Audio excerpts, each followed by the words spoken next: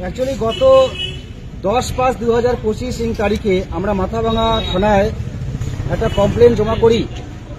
তৌকিক আহমেদ ওরফে রিমন নামে একটি ছেলে পাকিস্তানকে পুরোপুরি সাপোর্ট জানিয়ে ভারত বিদ্বেষী একটি পোস্ট করে সোশ্যাল মিডিয়ায়।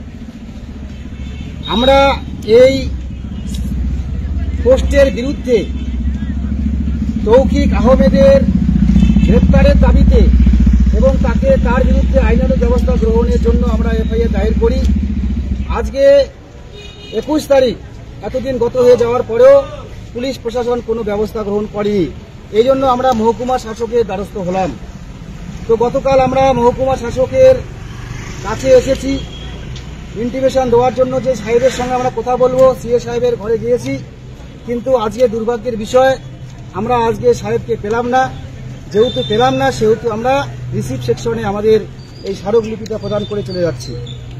আর আমরা আপনাদের মাধ্যমে এটা বার্তা দিয়ে যাচ্ছি যে আগামী 7 দিনের মধ্যে যদি কঠোরতম ব্যবস্থা গ্রহণ না করা হয়, এই দেশদ্রোহী পাকিস্তানি জেহাদি জঙ্গিদের সঙ্গে যুক্ত যারা রয়েছে তাদের বিরুদ্ধে, তাহলে আমরা বৃহত্তর আন্দোলনে নামব।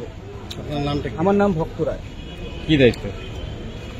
আমরা এই নাগরিক সমাজের সদস্য।